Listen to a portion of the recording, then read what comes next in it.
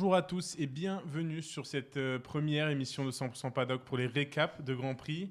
J'ai une belle table autour de moi. Baptiste, Léna, Élise et Enzo. Les gars, est-ce que vous êtes contents d'être là? Est-ce que vous êtes réveillés à 5h?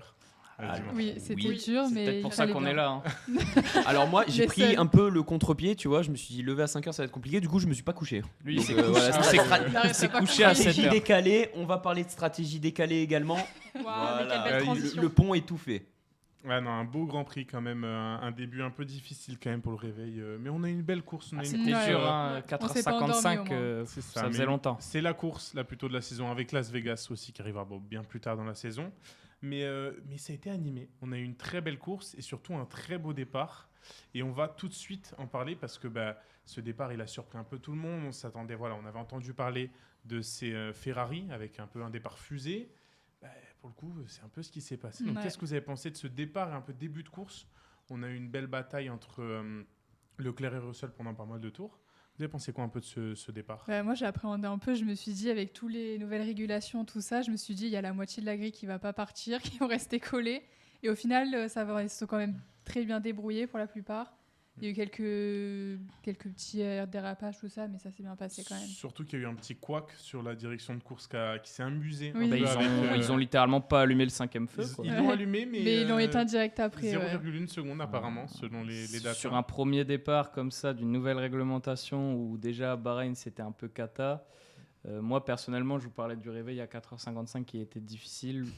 J'ai directement ouvert les yeux en grand sur le départ. Au moins, ça nous a bien réveillés. Et puis après, les premiers tours, au tour 3, pour être honnête, et je pense qu'il y a tout le monde sur le plateau qui était d'accord avec moi, mais quand j'ai vu Russell passer, pour moi c'était fini. Et au final, à ma grande surprise, on a eu une bataille qui a duré plusieurs tours. Donc ça c'est évidemment la bonne nouvelle de ce début de Grand Prix. C'est la bonne nouvelle. Quelques mauvaises nouvelles aussi, il faut quand même les rappeler. Donc ce départ un peu chaotique pour certains. Antonelli, Liam Lawson. Liam Lawson. Lawson encore plus. Mais surtout tous les pilotes, ou presque, qui sont arrivés avec presque 0% sur la grille, dont Max Verstappen qui s'est lancé dans les derniers, qui du coup a forcément un peu moins de temps pour faire recharger sa batterie avec son moteur. Donc ça pose peut-être un problème, peut-être autant d'écart de vitesse entre les voitures. On l'a vu, on le verra un petit peu après, mais ça peut être dangereux, Baptiste? C'est complètement, surtout on parlait de Liam Lawson, on a vu le réflexe surhumain de Franco Colapinto, mais ça aurait pu être dramatique, autant que Colapinto était lancé alors que Lawson était complètement à l'arrêt, donc ça aurait pu être un gros crash d'entrée. Après on le savait déjà avec cette nouvelle procédure, il y avait forcément des interrogations au niveau de la sécurité. Je pense c'est un coup à prendre lorsque tous les pilotes seront au fait de cette nouvelle procédure. On n'aura plus de discussion, il n'y aura plus aucun problème.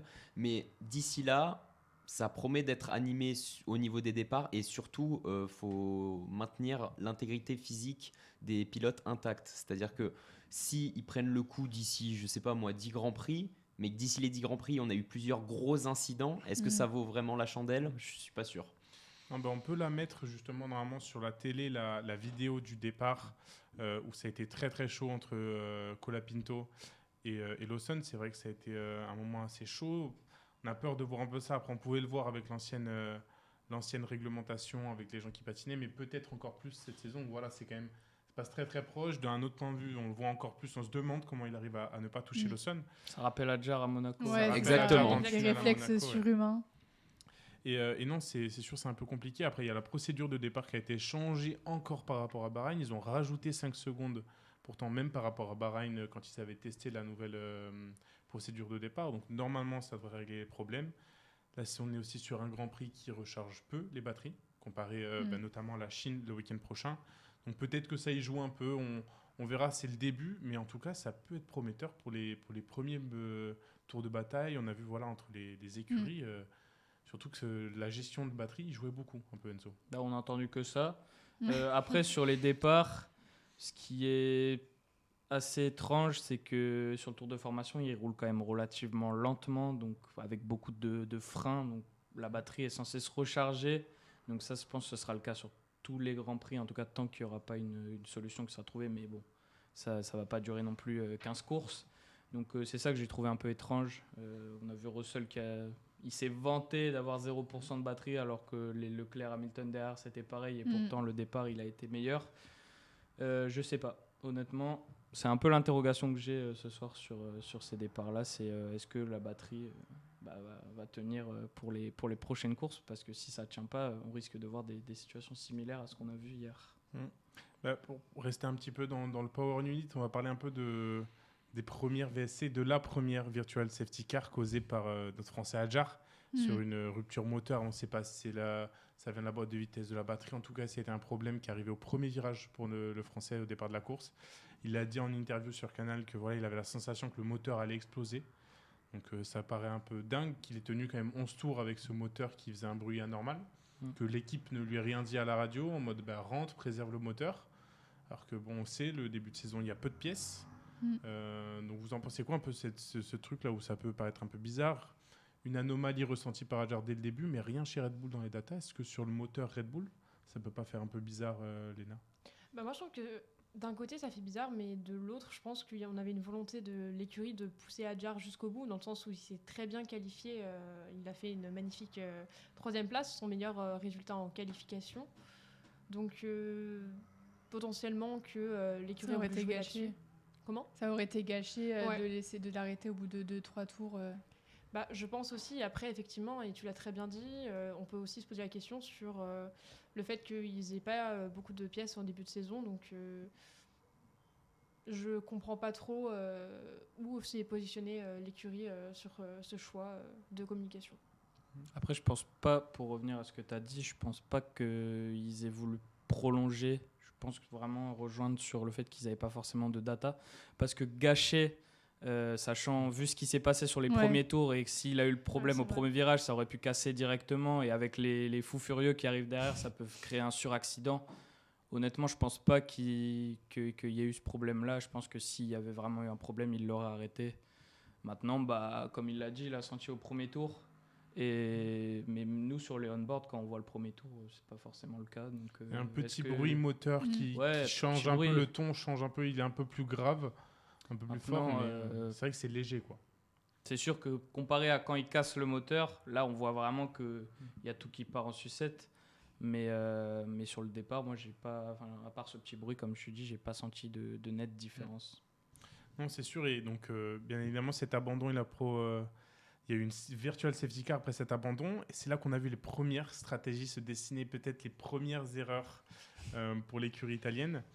Donc, les Mercedes s'arrêtent, les deux Mercedes s'arrêtent, laissant en deux premières les Ferrari. Donc, il y a un peu tout le monde qui se sont arrêtés, à part quelques-uns qui avaient une stratégie décalée qui était partie en pneus durs. Mais pas les deux Ferrari. Et ça sera encore la même pour la virtual safety car d'après. Bon, là, c'est un peu différent parce que le timing est mal tombé. Elle a commencé, il venait de passer. Et l'entrée des stands, elle est fermée. Au moment où ils auraient pu s'arrêter. Mais est-ce que vous pensez que c'est une erreur stratégique de Ferrari, de ne pas être rentré sous virtual safety car? Peut-être que je pense qu'ils attendaient qu'il y en ait une deuxième. Et vu que la deuxième, là, du coup, ils n'ont pas pu rentrer...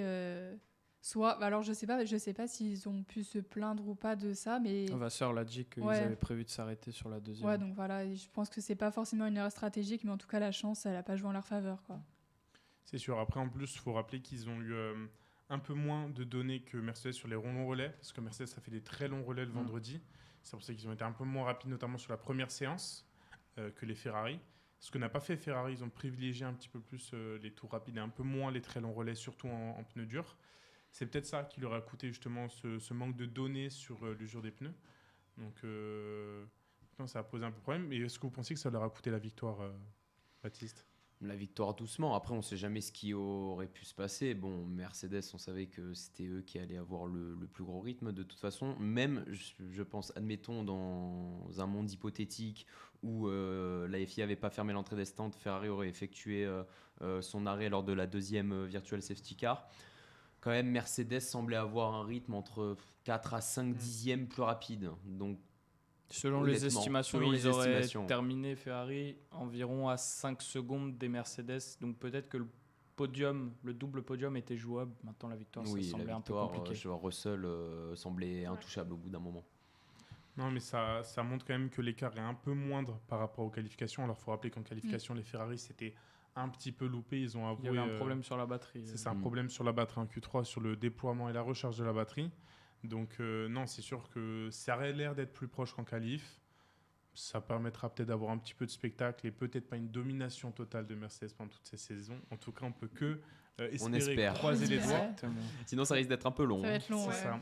Pour continuer à parler un peu de batterie, déploiement et recharge de batterie, on va parler un peu des nouveaux affichages. Alors, il y a eu donc voilà, sur la gauche cet affichage au niveau des secondes qui a légèrement changé, mais c'est pas de ça qu'on veut parler. Nous, ce qu'on veut parler, c'est lors des batailles entre les pilotes.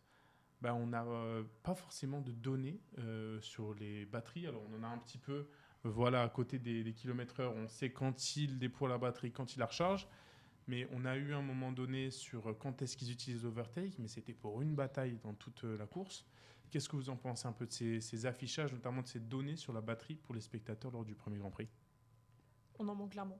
Ouais. Je trouve parce que c'est un peu ce qui fait l'art du dépassement de cette nouvelle réglementation et on n'est pas assez informé sur. Je pense que ça pourrait être intéressant justement d'avoir ces données pour comparer. Tiens, tel pilote a utilisé ce déploiement d'énergie à tel moment dans tel virage, donc il a gagné tel avantage. Et je trouve que c'est quelque chose qu'on n'a malheureusement pas assez. Ouais. Toi, Enzo, tu me parlais peut-être d'une idée d'avoir un affichage style comme le Kers à l'époque. Moi, je trouve, je rejoins Léna sur le fait qu'on n'en a pas assez. J'ai eu ce petit problème et il y a beaucoup de personnes qui l'ont souligné. Comme quoi, on ne savait pas trop ce que le pilote faisait. Surtout en bataille, on voit Leclerc, il revient comme une balle sur Russell. Tu as l'impression que Russell, il roule en Formule 2, alors qu'en fait, il est juste en train de recharger sa batterie alors que Leclerc la déploie. Là, je pense qu'il y a du progrès à faire. Évidemment, faire un affichage comme on avait à l'époque sur le Kers où, admettons, la batterie, une fois qu'elle se décharge, elle s'affiche en rouge. Et on voit la jauge descendre. Ils le font avec le déploiement recharge. Mais je trouve qu'on manque un petit peu, on reste un peu en surface sur les infos qu'on nous donne. Non, c'est sûr qu'on reste un peu en surface. Puis ça permettra aussi peut-être de mieux comprendre justement pourquoi ils arrivent à se faire dépasser, moins dépasser. Comment aussi peut-être le déploiement est différent en fonction des Comprendre la écuries. course, tout Oui. simplement. Prendre la course parce que selon les rumeurs, Red Bull récupérerait mieux l'énergie que certains autres. Peut-être qu'on le verrait un peu mieux avec ces graphiques-là. T'en penses quoi, toi, Baptiste? Oui, après, je pense aussi c'est pas involontaire de donner très peu d'informations, non pas forcément pour une question d'écurie, parce qu'en soi, les écuries, s'ils veulent avoir vraiment les données, ils les ont. Je pense plutôt c'est que la Formule 1 est un sport qui tend à se populariser de plus en plus. Et je pense que, notamment avec cette nouvelle réglementation, mettre tout ce type d'affichage à l'écran pour potentiellement du nouveau public, en fait, ça déstabiliserait un peu et ça serait peut-être plus compliqué pour des personnes qui se disent, par exemple, parce qu'ils ont vu Drive to Survive sur Netflix ou parce qu'ils ont vu le film F1. Hein, maintenant, c'est vers ce nouveau type de fan que la F1 semble vouloir se tourner.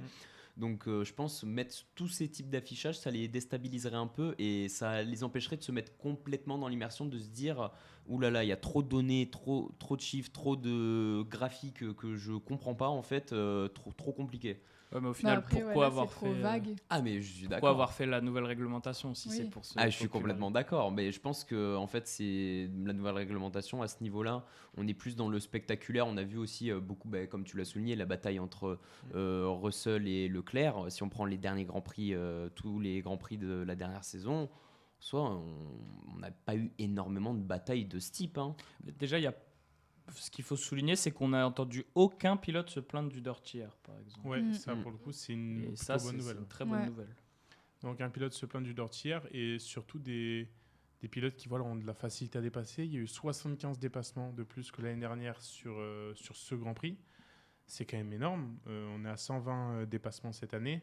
Alors voilà, il y a des jeux aussi, c'est-à-dire que ça se dépasse Oui, bien assez sûr. facilement. Forcément, si on dépense toute l'énergie dans une ligne droite, la ligne droite d'après, on n'en a plus, donc on se fait redépasser. Mais ça peut être prometteur. On avait beaucoup de doutes en arrivant quand même sur cette saison, sur est-ce que les pilotes vont pouvoir se dépasser, est-ce que ça va être agréable à regarder. On a quand même un premier point assez positif sur ce premier Grand Prix. Reste à se penser aux pilotes aussi, parce qu'ils se sont plaints quand même du pilotage pour certains, dont Max Verstappen. Ça dépend qui. Depuis le début. Il y en a qu'un qui s'est pas plaint et on se demande qui c'est. Ouais. C'est ça, comme Norris qui ne s'est jamais plaint de la réglementation 2022 parce qu'il a gagné un championnat. Il y a un petit peu ce jeu-là aussi et c'est normal, c'est compréhensible normal. en fonction des pilotes. Mais il y a quand même l'air d'avoir un plaisir peut-être un peu moindre pour les pilotes dans ce truc où on ressemble peut-être plus à une voiture électrique par moment. Moi, je pense que ça dépend de chacun en fait. Hein. Comme tu l'as dit, je pense que Charles Leclerc, il passe de la SF25 à cette bataille Il est qu'il a pu content. livrer avec le Russell. Je pense pas qu'il se Plus plaigne que trop. content. Hein. Oh, je pense qu'il Donc est non, ça dépend. Les Ferrari sont pas du tout pleins, bien au contraire. Mercedes, j'en parle même pas. Et de l'autre côté, on a vu Red Bull et Oui, c'est McLaren ceux un peu qui plus sur la galèrent un peu plus, réserve. Donc forcément, ils aiment voilà. moins, quoi. Moi, par contre, pour la santé des pilotes, c'est mieux parce que si on se souvient du marsouinage en 2022 Ouais. à la nouvelle Ça réglementation. dépend encore une fois dans quelle écurie on est, parce qu'Aston Oui. Martin. forcément, On va, ouais. on va y venir justement à Aston Martin, mais il y avait ce marsouinage en 2022 Oui, ça, qui c'était- détruisait le dos des pilotes, qui Ah ouais. certaines écuries devaient relever la voiture pour enlever le marsouinage, sinon ça pouvait vraiment blesser les pilotes. Hamilton, hein, il n'arrivait pas à sortir Hamilton, sa voiture. Typiquement, ouais. Donc déjà, il y a une bonne nouvelle, c'est que pour la santé des pilotes, c'est mieux que la dernière réglementation. Il y a effectivement moins de dirty air, ça permet de dépasser. Il y a des points positifs, des points négatifs. De toute façon, ça peut pas être uniquement dans un sens. Il y a Surtout forcément- sur un premier Grand Prix. Surtout sur un Oui, premier encore Grand Prix. Il beaucoup à en reste voir. encore beaucoup, comme l'a dit Julien Febvre. Il attend de voir ce qui va se passer par la suite. Mais en tout cas, on pouvait s'attendre à pire. Et par contre, on pouvait peut-être pas s'attendre à pire pour Aston Martin. Non. C'est un petit peu compliqué. On va parler un peu du cas Aston Martin. Il s'est passé beaucoup de choses. Il y a eu des déclarations avant la course. Il s'est passé des choses pendant la course, pendant le week-end. Il y a Adrian Newey qui, quelques jours avant la course, déclare qu'ils ne pourront sûrement pas finir le Grand Prix, ce qui a été le cas pour le coup. Et c'est surtout que ça met en danger les pilotes, car le moteur Clairement. tremble énormément et fait trembler toute la voiture, ce qui pourrait causer des liaisons nerveuses aux pilotes. Alonso a annoncé faire 25 tours au maximum d'affilée, Stroll 15 par rapport à l'opération qu'il a pu avoir notamment en 2024. Au final, il en a fait 35, Au Stroll. Ouais. final, il en a fait plus que ça, bon, avec des longs pit stops Oui, bien tout sûr. de même, mais ça reste quand même compliqué ce cas Aston Martin. On a l'impression que chaque nouvelle qui arrive, c'est encore pire, c'est le cas s'aggrave. On se demande s'ils vont arriver à faire une saison, à finir un Grand Prix dans cette saison. Là. Puis même, les déclarations on a entendu parler comme quoi ils étaient obligés de mâcher des chewing-gums Oui. pour Mhm. tenir sur les vibrations. Donc on se pose la question sur la santé des pilotes. Ouais. Donc où est l'aspect performance, mais surtout où est l'aspect sécurité et santé du pilote? Parce que si on en est à là, c'est problématique. Ah, surtout qu'ils ont un pilote qui, Oui, c'est ça. on va dire, il n'est pas tout jeune. fait C'est le temps. doyen, c'est le doyen de C'est la le Formule doyen 1. de la Formule 1. Et puis plus particulièrement, enfin, Stroll, ce week-end, c'était le chômage quasiment. Il a pas roulé, il a quasiment pas roulé en FP1. Il n'a pas roulé en qualification. En FP3 le samedi et en qualification, il n'a pas roulé. Bon, en course, ça a été un poil mieux, pas sur le rythme, mais sur les tours qu'il a effectués. Non, franchement, il y a du boulot. Il y a d'énormes boulot et à mon avis, sur les 3-4 premières courses, je pense pas qu'on verra d'Aston Martin à l'arrivée et ça, c'est dramatique. Bah, Alors, il y a quand même quelques points positifs. Il y a quand même beaucoup de négatifs. On peut peut-être Oui. tirer un peu de positif quand même pour l'écurie. C'est qu'ils ont fait plus de tours qu'annoncé lors, Oui. lors de la Oui. course. Ils ont utilisé un peu la course comme une autre séance d'essai libre pour prendre encore plus de données, etc. Ils ont fait plus de tours. Le rythme en soi, que ce soit en qualification ou quoi, ça n'a pas été si pire que ça. Alonso a presque failli se qualifier en Q2, on y a cru à un moment donné. Oui, parce que par la force des choses, Max ça. Verstappen. Max Verstappen, Verstappen, Sainz et Stroll qui prennent pas la C'est ça. piste. Mais ça, c'est peut-être pas si pire que ça niveau rythme. Attendons de voir ce qui se passe par Oui, la oui, suite. bien sûr. Mais d'ailleurs, Alonso qui prend un très bon départ parce qu'il est Oui. 10e au tour 1, fait une très belle remontée. Donc il y a quand même ces petits points positifs. On espère que ça va aller dans ce sens-là, en tout cas pour l'écurie. Non, mais puis déjà, ils prennent le départ. Demandez à Oscar Piastri ce qu'il en pense. Oui. C'est sûr que on n'en a pas parlé pour l'instant, mais Oscar Piastri maudit un peu comme Charles Leclerc. Ouais. Euh, Ou pour Isaac son- Hadjar, J'espère hein. que- Ou ouais, Isaac Isaac Hadjar Hadjar. aussi. J'espère qu'il ne Mais fera pas pour son 7 Grand ans Prix pour à la gagner maison, son Grand c'était Prix. pas arrivé qu'un pilote ne participe pas à son Grand Prix à la maison depuis Charles Leclerc à Monaco. C'était le dernier qui, pour un Grand Prix chez lui, Oui, s'était c'est passé vrai. la même chose. Ouais. Et on se souvient la boîte de vitesse qui avait cassé dans le tour de mise en grille. Mauvais souvenir un peu pour Un nous tous. peu, autour Ouais, de mais cette présentation. effacé par 2024, C'est bon, ouais. effacé par 2025. C'est sûr. Mais voilà, quand même des points positifs. Après, on a entendu parler quelques rumeurs qui se discutent par-ci par-là qui voudraient déjà changer de motoriste. Ça paraît un peu dingue parce Ouais. que. Déjà, essayer il y de a trouver quand une même- solution avant c'est ça. de Après, il y a changer beaucoup direct. d'investissements de la part de Honda. Après, il faut rappeler un truc sur le Honda, peut-être pourquoi le moteur est si mauvais. C'est que Honda était encore en partenariat avec Red Bull ces dernières saisons. Et en fait, Red Bull, en s'arrêtant avec Honda, ils ont pris plus de 50% du personnel Honda qui participe à construire et conceptualiser les moteurs. Donc ça fait quand même beaucoup d'équipes en moins, surtout qu'ils ont pris les meilleurs ingénieurs. Donc en fait, ils se sont retrouvés avec une grosse équipe en moins, une nouvelle réglementation, un moteur un peu difficile. Peut-être un peu pour ça. Espérons que ça puisse se régler un peu, mais ça annonce un début de saison compliqué. Ils seront peut-être avec les Cadillac pendant quelques courses. Si c'est pas toute la saison, on l'espère pas, mais... On n'espère pas. En tout cas, Alonso s'est montré plus positif après la course, quand même, que pendant une partie du week-end. Et il a dit qu'il voyait que la voiture s'améliorait, que les problèmes se réglaient, notamment sur le déploiement d'énergie, etc. Et que, de toute façon, il avait confiance en Adrian Newey. C'est important, la confiance dans son équipe dans ces moments-là. Je pense pas qu'ils disent le contraire à ce moment-là de la saison. C'est sûr, mais il faut de la confiance quand même dans ces moments-là où il a 44 ans, si je dis pas de bêtises, Fernando Alonso. Il aurait pu arrêter il y a déjà beaucoup de saisons la Formule 1. Il continue, il espérait avoir une voiture compétitive. Donc là, si on veut le voir avoir de la motivation, comme peut avoir Hamilton cette année par rapport à l'année dernière, il faut qu'il ait confiance en son équipe d'essayer d'améliorer cette voiture, parce que je pense qu'il pourrait quitter la Formule 1 de plus tôt sinon. Si c'est pas cette saison, ce sera certainement l'année prochaine, quoi. Donc il faut vite lui donner de la performance, parce que là il est optimiste, mais je pense que dans 5-6 courses, si ça marche toujours pas, il va vite baisser les bras, à juste titre. Et on va passer maintenant au bonus-malus de ce premier Grand Prix de la saison à Melbourne. Et on va commencer avec la meilleure radio du week-end. Alors on en a eu des belles, franchement on en a eu des belles de la part de Russell qui déclare sa flamme à sa voiture et surtout à son moteur, Lewis Hamilton, Charles Leclerc qui nous en a fait plusieurs.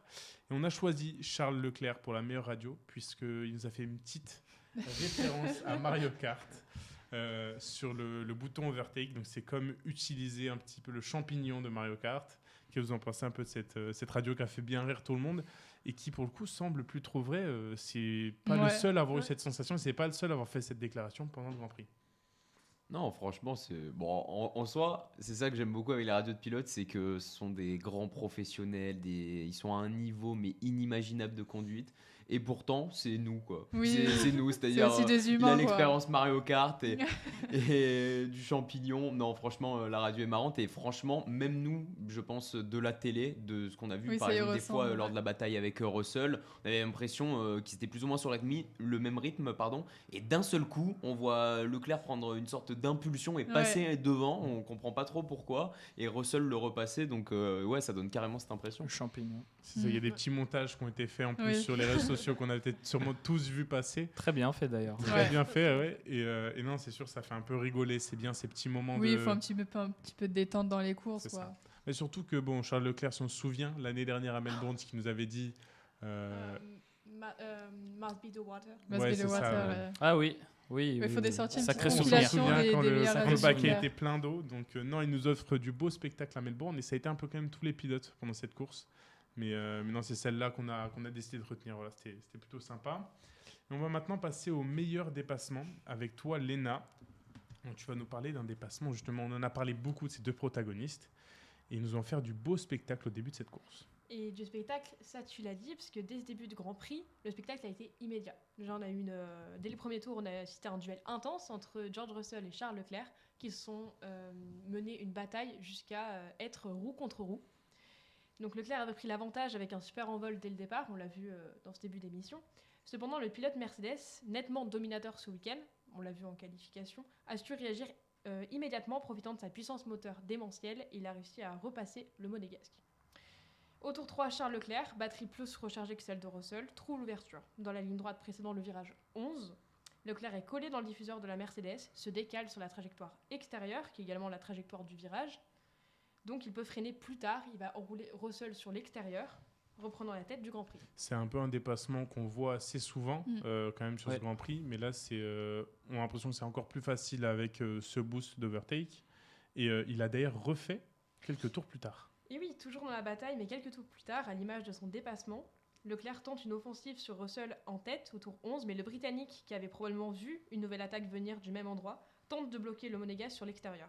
Une action qui ne suffira pas à contrer son attaque. Leclerc, tellement rapide, arrive à sa hauteur avant même que le pilote Mercedes puisse essayer de le bloquer. Le dépassant sur l'extérieur, il ressort en tête. En somme, une bataille surprenante compte tenu de l'écart qu'il y avait en qualification entre les deux monoplaces. Une série de dépassements qui montre l'importance de la stratégie d'économie d'énergie apportée avec la nouvelle réglementation 2026. Ouais, non, je suis d'accord avec ce que tu dis. Ça montre vraiment cette importance de bien recharger sa batterie, bien savoir quand la déployer, parce que ça peut faire la défense de la ligne droite. On rappelle qu'ils peuvent aussi la déployer pour se défendre. Ils n'ont pas le bouton overtake, mais ils ont le boost pour se défendre aussi. Donc tu as quand même ce truc-là en plus, mais ça peut offrir de belles batailles quand même, comme on l'a vu avec les deux, qui, on l'espère, vont continuer à se batailler un peu cette saison, quoi. Bah, moi, je trouve que ça montre pleinement, en tant que fan Ferrari, les talents de Charles Leclerc sur les dépassements. Il n'y a pas que cette saison qu'on les a déjà vus. Et là, je pense que cette réglementation montre pleinement ses talents de pilote. On voit clairement qu'il est supérieur à Russell dans tout ce qui est bataille parce qu'il n'avait pas forcément la voiture. Et à chaque fois, il a dépassé dans des endroits stratégiques qui faisaient que Russell n'arrivait pas à le redépasser. Sur les lignes droites d'après, il y a une petite plainte de Russell, notamment sur une tentative de dépassement à l'intérieur, quelques virages plus loin. Une défense un peu sévère, mais c'est le sport aussi. C'est exactement le sport et c'est peut-être la nouvelle Formule 1 où maintenant on peut essayer de plus bloquer son adversaire. Ils se sont même, il y a même eu un beau dépassement au virage 1 où Russell bloque les freins au virage 1 et s'est décroisé par Leclerc qui vient tout proche des murs, même glisser un petit peu de l'arrière. Non, on a une vraie belle bataille entre les deux, des beaux petits échanges. Si ça nous permet d'avoir des dépassements comme ça, ces moteurs et ces overtakes, ça peut être sympa. Et peut-être avant juste de parler de la Maestria, on va revenir un peu vite fait sur justement parler des pénalités. La FIA a été plutôt clémente sur ce Grand Prix, notamment avec Pérez qui a fait quelques actions un peu litigieuses, notamment avec des drapeaux bleus. Ocon aussi. Ocon aussi avec Gasly. Et en fait, il y a une notion, pour le rappeler un peu pour nos spectateurs, il y a une option, c'est nouveau cette saison, ça s'appelle le super clipping. En fait, c'est quand les pilotes arrivent en ligne droite et en fait, leur moteur ralentit tout seul sans qu'ils lâchent les gaz. Et en fait, du coup, ça peut être à différents moments pour les écuries. Ça peut créer des gros écarts de vitesse en arrivant dans les virages. C'est pour ça qu'ils seront un peu plus cléments cette saison pour les petits contacts dans un virage, etc. Pour nous, tant mieux. Ça peut peut-être nous apporter plus de spectacle, un peu plus de liberté pour les pilotes. Parce que des fois, on s'en plaint qu'ils soient trop stricts. Par contre, attention, ça peut être dangereux aussi, cette notion de super clipping. Ouais, c'est ça. Ah, complètement, mais après, comme tu l'as dit, on est là pour le spectacle. Moi, je suis là pour le spectacle et pour aussi l'intégrité physique des pilotes. C'est-à-dire, comme tu l'as dit, du moment que ça concerne des petits contacts, des petits accrochages, je vois absolument pas le problème. Ça fait partie de l'esprit du sport aussi. Si il faut se garder à au moins 3 mètres de la monoplace qu'on essaie de dépasser, il n'y a plus de discipline en fait. Donc moi je suis d'accord que ça concerne les petits contacts. Quand ça concernera des plus gros accrochages, évidemment, je me fais pas de soucis là-dessus, ils sanctionneront. Mais du moment que ça donne plus de spectacle, rien à dire. Non, pour le coup, t'en penses quoi, toi, Enzo? Un peu d'accord sur cette décision de la FIA sur cette course? Moi, je suis d'accord. De toute façon, j'ai toujours été un fervent supporter du Let Them Race. Parce que à la fin, on n'arrivait plus à avoir de bataille. À chaque moindre contact, même un petit coup de roue, c'était sanctionné. Donc non, moi je suis assez content. Après, avec le super clipping, on a vu qu'il y a des pilotes qui se faisaient surprendre quand ils essayaient de faire le freinage. Ça, je pense qu'au fil des courses, ils arriveront à avoir l'œil. C'est comme un frein, le break check, et des fois tu arrives à l'éviter. Je pense que ça, je me fais pas de soucis là-dessus. Ça sera pas, en tout cas, à mon avis, ce sera pas dangereux. Ce phénomène de super clipping, parce que les pilotes arriveront à l'anticiper. Ce sera un petit peu de temps d'adaptation, mais ils arriveront à se régler. Et on va aller avec toi, Élise, puisque tu vas nous parler de cette Maestria de ce week-end. Et comment dire, on n'a quand même pas eu de grand mal à choisir cette Maestria, même si un petit Hollandais qui a failli peut-être la voler. Mais, sur la ligne. Ouais, non, franchement, je pense qu'on ne pouvait pas le donner à autre qu'à Mercedes. L'équipe, elle a réalisé juste un week-end parfait. Alors, tout a commencé pourtant discrètement lors des premières séances d'essais libres. Les flèches d'argent, elles ne signaient que la 7e et 8e place. Le 7e et 8e temps, pardon. Mais c'est dès la deuxième séance, elles ont révélé leur potentiel avec une 2e place pour Antonelli et une 3e pour Russell. Puis George Russell termine en tête lors des derniers essais. La suite du week-end, elle a été tout autant réussie lors des qualifications. Les deux Mercedes, elles se sont emparé des 2 premières positions. Et Russell, il réalise son ultime temps en 1 minute 18 et 518 centièmes. Donc on a placé la barre très haut. Seul son coéquipier parvient à se rapprocher à 3 centièmes derrière. Les autres voitures, elles sont loin, très loin, à 7 dixièmes pour la 3e place d'Adjar. Et ça a été confirmé en course par les deux, encore une fois. Ouais, lors du Grand Prix, George Russell et Kimi Antonelli ont offert à Mercedes un magnifique doublé grâce à une stratégie très bien exécutée.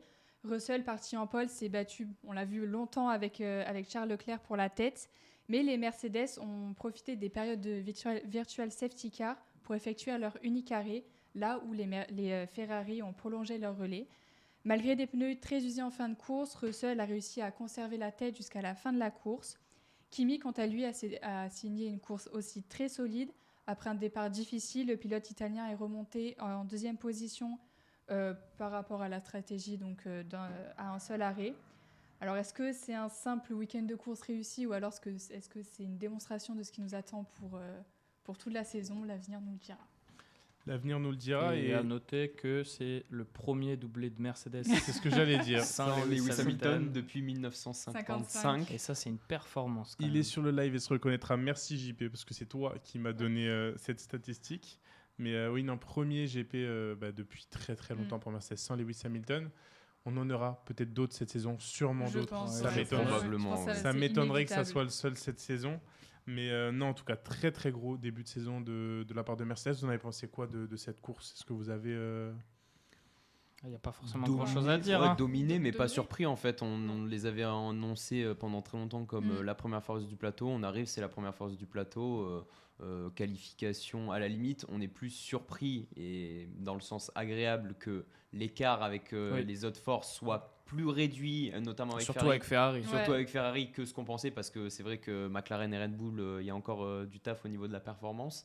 Mais oui, on est à la limite plus surpris que ce soit plus serré que vraiment que ce soit une domination en fait. Ça peut être le petit bémol, ça peut être le départ d'Antonelli. Ouais. Ouais. Mais ça a été ensuite Ça a été très bien géré rattrapé. Ouais. Il s'est par rattrapé. les stratèges derrière. Donc, et notamment le petit monsieur qui s'occupe du moteur qui est au milieu de l'écran, qui je pense est très content. Enfin, ces pilotes sont très contents Il est de son très content travail. surtout de son taux de compression à 18 pour 1. C'est ça. Mais ça, c'est un autre débat. On n'ouvrira pas plus le sujet. Et on va continuer avec toi Enzo pour notre bonus du week-end et on va attribuer un petit jeune. Un petit jeune, c'était la nouvelle attraction du paddock ce week-end, à seulement 18 ans, 7 mois et 1 jour. Et je sais que je viens de mettre un bon coup de vieux sur tout le plateau. Mais Arvid Lindblad, seul rookie de la saison, a inscrit ses premiers points en Formule 1 hier à Melbourne. Plus sérieusement, le jeune pilote de Racing Bulls, né seulement en 2007, a impressionné pour son premier Grand Prix.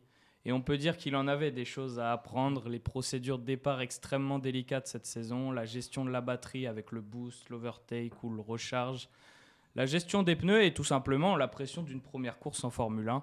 Mais le Britannique avait déjà réalisé une qualification exceptionnelle en se positionnant juste derrière son coéquipier Liam Lawson, 9e, et il a réitéré en course. C'est ça, on va justement, ça a été un peu le chaos lors de ce début de Grand Prix, mais comment est-ce que ça s'est passé pour lui? Eh bien, pour quelqu'un qui avait toute la pression sur lui, on peut dire qu'il a très bien réagi. Dès le départ, l'impulsion est excellente et il dépose son coéquipier qui cale littéralement sur la grille. D'ailleurs, ça a donné une image très chaude avec Colapinto. Mais bon, revenons sur Lindblad. Le rookie se montre et dépasse Norris ainsi qu'Hamilton et Antonelli et il se retrouve en 4e position. S'ensuit quelques tours de bataille avec Isaac Hadjar et Lewis Hamilton, avec notamment une petite touchette entre compatriotes sur la Ferrari. Après quelques tours de bataille, il se retrouve à lutter avec les meilleurs et pour une première course, on peut difficilement rêver mieux. Pour la suite, Lindblad reste dans le rythme. Il doit tout de même faire face à la remontée de Max Verstappen, mais se bagarre avec Oli Berman pour la 7e place en 20. Il franchit la ligne 8e et inscrit donc ses premières unités en Formule 1. Un très très beau premier Grand Prix, très belle surprise, surtout qu'il a dominé pour le coup son coéquipier. Liam Lawson termine une seule fois devant Arvid Lindblad et c'est que en qualification.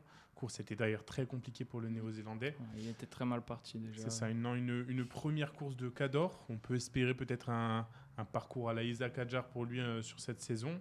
Ça peut être compliqué par contre pour Lawson derrière s'il se fait battre 2 années d'affilée par des Après, pilotes. doucement, ça reste le premier Grand Prix. Ça reste le mais- premier Grand Prix, mais on voit par contre qu'il a faim en tout cas. Il a envie Ah bah ça, d'y aller.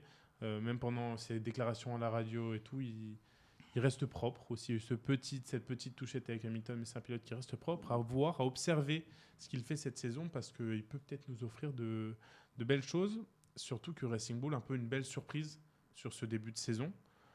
Après les essais hivernaux, les autres s'attendaient peut-être un petit peu plus bas, encore plus en derrière retrait. As en tout cas, et au Ça, final ils derrière sont As. dans la bagarre. Au final, ils sont dans la bagarre avec As et peut-être même Alpine en course. Donc, et peut-être avec Audi, un peu les quatre ont l'air d'être assez proches dans ce milieu de grille.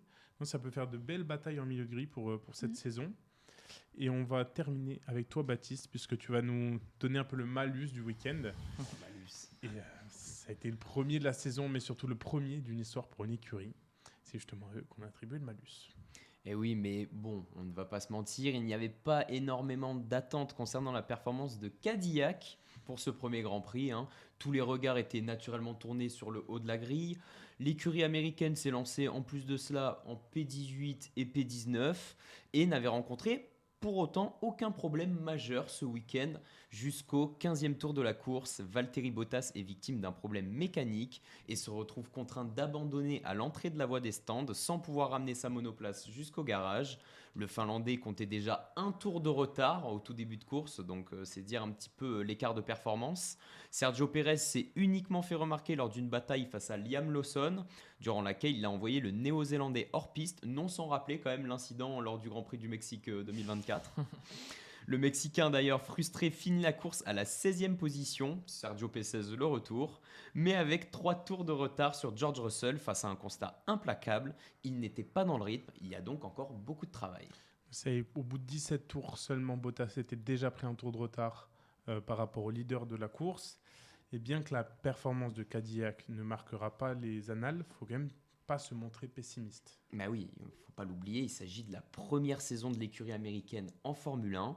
Ils n'ont donc aucune base solide sur laquelle s'appuyer, tout est à bâtir. Leur intégration dans le sport automobile de façon plus générale reste encore fraîche. Cadillac ne jouit pas de l'expérience d'Audi dans d'autres disciplines ni des fondations de Sauber par exemple. Et malgré tout, pour son premier Grand Prix, le nouveau venu a vu l'une de ses monoplaces franchir la ligne d'arrivée, contrairement à certaines équipes, on embrasse Aston Martin. Alors oui, Cadillac ne jouera pas les premières lignes et sera probablement l'une des dernières forces du plateau, mais pourquoi pas espérer les voir rentrer dans les points à quelques reprises cette saison. Qu'est-ce que vous en avez pensé de cette première course de Cadillac ? C'est vrai qu'ils étaient loin, et le fait qu'ils soient loin, mais qu'ils aient eu aucun problème majeur, que ce soit technique ou quoi, c'est quand même... ça arrive vraiment d'un gros manque de rythme et tout ça, mais comme il a dit, c'est leur tout début en Formule 1 et dans le sport automobile en général. Donc c'est vrai qu'il faut quand même être clément avec eux. Et voilà. Puis après, on se souvient aussi des débuts de As aussi. C'était pas non plus... Pour la première course quand même. 6e place de Grosjean. D'accord, y a mais pire. Ce que je veux dire, c'est que quand on arrive, on est tout nouveau sur un plateau, et en plus, vous l'avez répété, là, ils n'ont aucune base, donc forcément, on ne peut pas attendre d'une écurie qui arrive du plateau qu'elle performe aussi bien que des écuries qui sont déjà implantées. Donc, une course, on va dire, correcte, Dans l'anonymat, on va dire, en soi, on n'en a pas spécialement parlé. Mais on va essayer. Moi, je suis plus optimiste que vous, et j'ai envie de dire que c'est quand même une bonne course de Cadillac, parce que pour une écurie qui part littéralement d'une feuille blanche, sur une réglementation aussi compliquée que celle de 2026, arriver déjà à faire la première semaine de test à Barcelone, on embrasse Williams également qui ne l'a pas fait, arriver à faire les 2 autres tests à Bahreïn il y a eu quand même quelques soucis, mais rien de dramatique par rapport à Aston Martin. Là, encore une fois, Bottas...